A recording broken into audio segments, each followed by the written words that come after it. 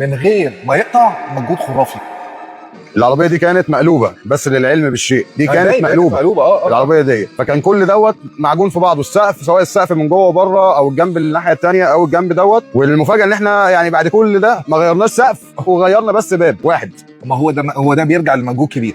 بصوا يا جماعه، مش شرط خالص ان انت ما تغيرش اللي ده يوفر، بالعكس ممكن في بعض الاوقات او في معظم الاوقات ما يكونش هو التوفير ان انت تغير، بس هو بيصرف اكتر في المصنعيات، لان السمكري بدل ما بيشتغل على عربيه يومين ثلاثه مظبوط بيشتغل عليها شهور. مظبوط. فبالتالي هو مرتبه عمال ايه يعد وبيبذل مجهود. ولكن عيب الموضوع دوت اللي هو بيبقى محتاج ناس مش شاطره وبس، لا عندهم طاقه وخلق اللي هم يعملوا حاجه زي كده ويقدروا يستمروا في اللي هم يطلعوا انتاجيه كويسه، غير شيل وغير وحط وارمي. ويجي صاحب العربيه للاسف في النهايه اما يحصل له مشكله مع المرور او في البيع. بالظبط كده.